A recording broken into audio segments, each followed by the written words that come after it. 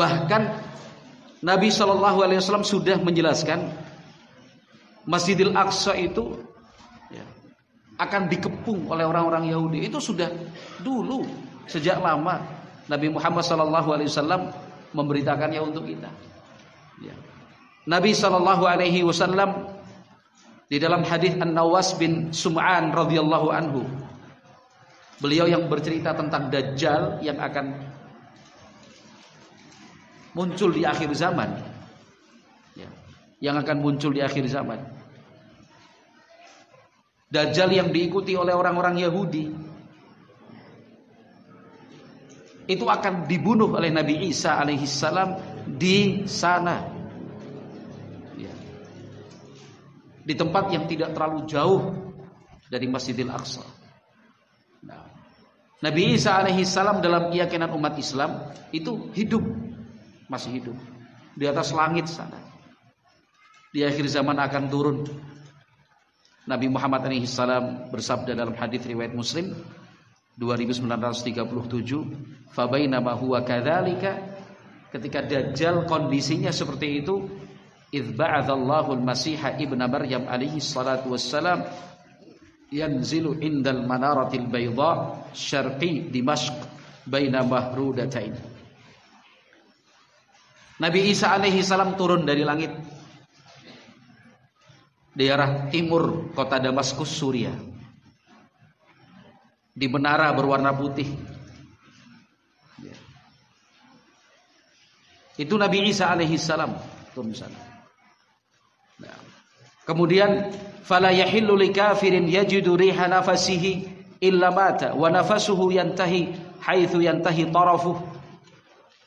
Setiap orang kafir yang bisa mencium wangi nafasnya Nabi Isa alaihissalam pasti mati.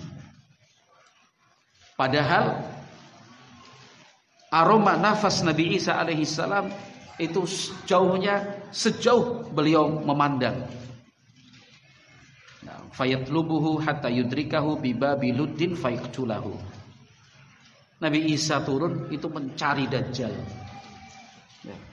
sampai kemudian beliau Nabi Isa alaihissalam temukan Dajjal di pintu Lud namanya. Fayaqtulahu, dan di sanalah Nabi Isa alaihissalam membunuh Dajjal. Ma'asyiral muslimin wal muslimat rahimani wa rahimakumullah. Di dalam hadis yang lain, hadis Samurah bin Jundub radhiyallahu anhu yang diriwayatkan oleh Imam Ahmad rahimahullah, Imam Ibnu Khuzaimah, Al-Hakim, At-Tabrani dengan yang lainnya, Nabi Muhammad sallallahu alaihi wasallam menceritakan dalam hadis yang panjang antara lain, wa innahu yahsurul mu'minina fi Baitil Maqdis. Dajjal itu akan mengepung Baitul Maqdis. Fayuzalzaluna zilzalan syadida thumma yuhlikuhu Allahu wa junudah.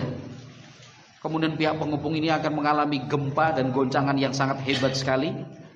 Lalu Allah Subhanahu wa taala menghancurkan dan mengalahkan serta membinasakan mereka yang mengepung itu.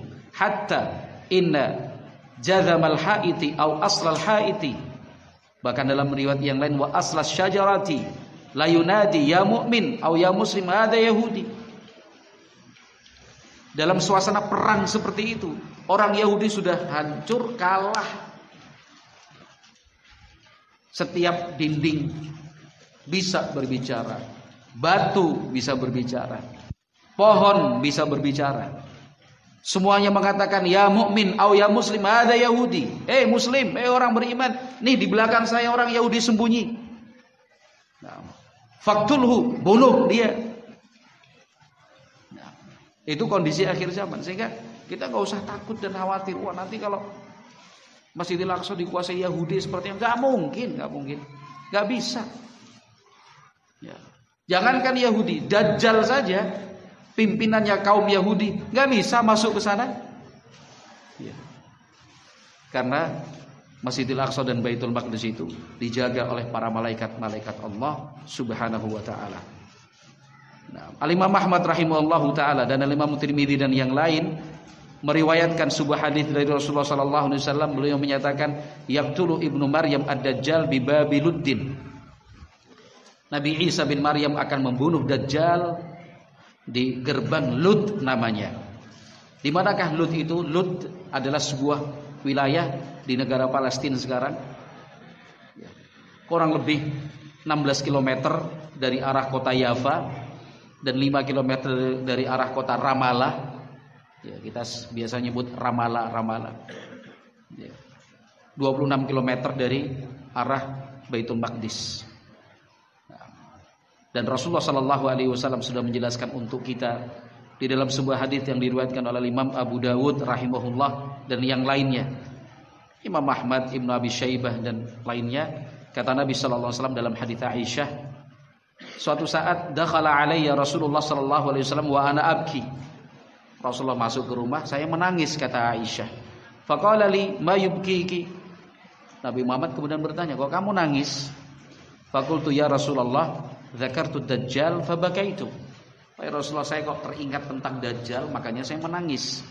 Faqala Rasulullah sallallahu alaihi wasallam, Rasulullah sallallahu alaihi wasallam kemudian in yakhrujid Dajjal wa ana hayyun kafaitukumuhu. Andaikan Dajjal itu muncul, saya masih hidup, cukup saya untuk kalian. Wa in yakhruj ba'di fa inna rabbakum huwa azza wa jalla laisa bi'awar. Tapi kalau Dajjal itu muncul sepeninggalku nanti, sungguh Rabb kalian yaitu Allah Subhanahu wa taala tidak buta sebelah mata. Karena Dajjal itu buta mata sebelah. Kata Nabi sallallahu alaihi wasallam selanjutnya, innahu yakhruju fi yahudiyyati asbahan hatta ya'til Madinah. Dajjal itu akan muncul di akhir zaman diiringi orang-orang Yahudi dari daerah Asbahan yang sekarang ada di kota, yang sekarang ada di negara Iran. Asbahan. Ya. Karena orang-orang Yahudi di Asbahan sekarang pun sudah banyak. Hatta ya'tiyal Madinata fayanzilu nahiyataha walaha yawma idzin sab'atu abwabin. Dajjal dan pasukan Yahudi ini akan mengarah ke kota Madinah. Mereka akan bertempat di salah satu sudut kota Madinah. Kota Madinah itu sendiri saat itu, kata Nabi sallallahu alaihi wasallam, ada 7 gerbang besar. Ala kulli naqabin minha malakani. Tiap-tiap gerbang dijaga oleh 2 malaikat. Tak bisa masuk ke kota Madinah Dajjal dan pasukannya. Nah, diusir oleh malaikat, Dajjal dan pasukannya akan mengarah ke negeri Syam.